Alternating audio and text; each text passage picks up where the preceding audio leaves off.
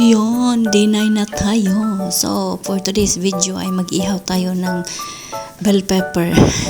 Dapat pula na bell pepper pero wala. So, green na lang. No choice. So, gagamitin ko yan sa aking soup na pumpkin soup. So, unang-una, ito yung una nating gagawin.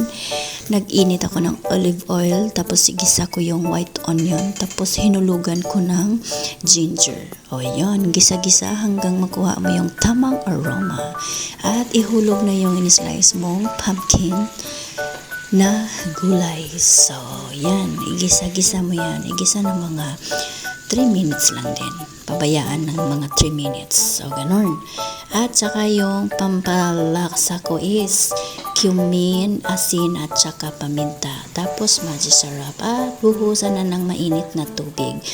Ano lang, ikaw na magtansya kung gaano kadami yung tubig na ilalagay mo. Kung gusto mong iligo ang tubig o yung soup, o sige, go tayo dyan. Joke lang guys, pero itansya mo lang, promise. So, takpan at lutuin hanggang maluto. At naglabas ako ng 1 kilong breast sa manok. Ganyan. Ikakat ko lang siya into cubes. Yung hindi naman masyadong maliit na maliit. Parang tamang-tama lang. Imamarinate natin yan. Tapos nilagyan ko siya ng 2 butil ng garlic. 1 kutsara ng ketchup. 1 kutsarang lemon juice.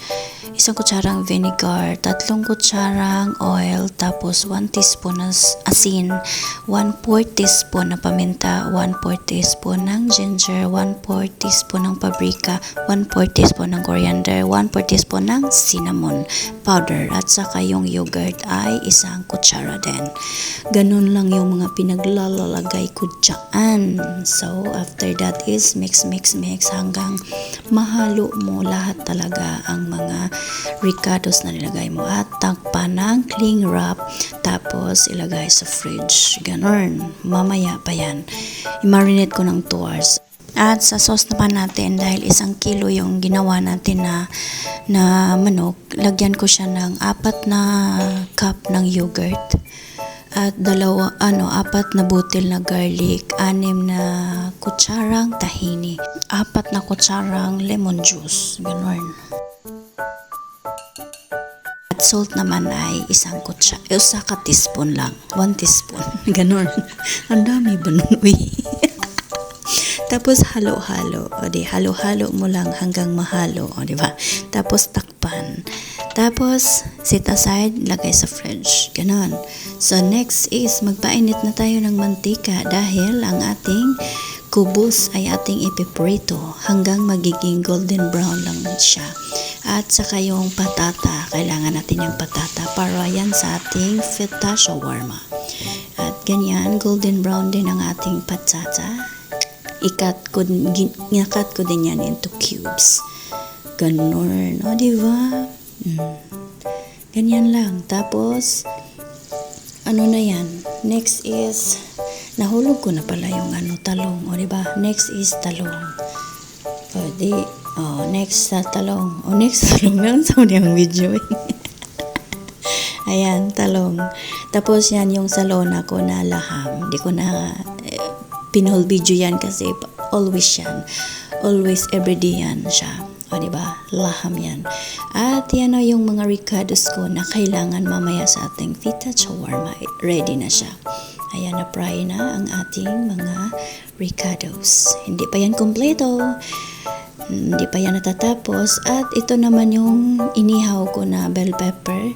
Kailangan ko nang i-mix doon sa aking pumpkin soup. Binalatan ko lang, tinanggal ko yung itim, pero hindi ko yan hinugasan kasi mawala yung aroma niya. So, ilalagay ko yan. Isama ko yan sa pagbe-blend. Ganon na yan siya. Ayun. Kailangan pa rin nating i-blend. At yung kagaya ng dati, yung parang soup ng 6 months old na baby. Ganon. I-blend na naman natin hanggang matunaw na lahat ng gulay. O, di ba matunaw? Ano yan? Plastic kay matunaw. Nabuang naman yung pag-voice over. Ay, nako, gihapo ko dayo, di ba? O, di ba? Yan, lapot na lapot, guys. Pretty kalapot ang ating sabaw, atong soup. So, ito naman tayo sa sauce na naman tayo, guys. Ang dami mang sauce ay sauce pala ito ng aking tabula. O, ang tabula natin ay nilagyan ko lang burgol, tapos samak, lemon, olive oil, tapos paminta asin, tapos kunting dried mint. O, ganon. Ayan yung tabula ko. Hindi ko na din pinol video kasi always naman din yan. Palagi yan. Alternate lang yan siya. Kung dati na video ko is hindi ako yung naghalo, ngayon ako na naghalo para gusto ni Amo na ma-mix na lahat yung ingredients ng tabula para malamig daw. Kasi dati siya naman nagmi-mix ko, ngayon is pinapakita ko sa inyo yung itsura niya pag na-mix na yung lahat ng ricados ng tabula. Ganyan yung itsura niya, guys. O, diba? Tapos takpan na lang at ilagay sa fridge para malamig mamaya. So, sa isang pan naman na is lulutuin na natin yung ating minarinate na manok. O, diba? Iluto lang natin siya, guys, hanggang sa ma-dry siya na magiging golden brown para ma-plating na mamaya. Kasama yan doon sa ating fata shawarma. O, diba?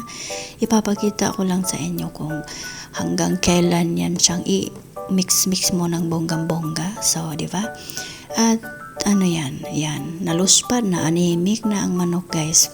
Pero marami pang sabaw. So, keep on watching, guys. Pero hindi nyo makikita yung full ng yung plating talaga, as in plating na step by step dun sa ating fata, kasi siya mo yung maglalagay-lagay kasi may gagawin pa ako. Papakita ko lang kung anong video ang ginaya ko pala, ganun. Ipakita ko yung final na plating is ko na lang dyan sa dulo. Keep on watching. Yan na siya, golden brown na siya. At yung pangdagdag pa natin ang pomegranate, kasama pa yan. So, that's it for today's video. Ayan lang. So, yan yung itsura. At yan yung ginaya namin. O, diba? Daming ganap. Ayan. Pero hindi siya kompleto. Hindi ko kasi makuha. Hindi ko siya ma-download. So, NSS ko na lang. At marami din akong ginawa na pizza. Gumawa pa ako na pizza. Yung mga fatire na yan. So, yan na ang natira sa haba-haba ng pagod mo, at yan na lang yung natira, o, diba? Oh, thank you guys for watching. See you next day. Bye-bye.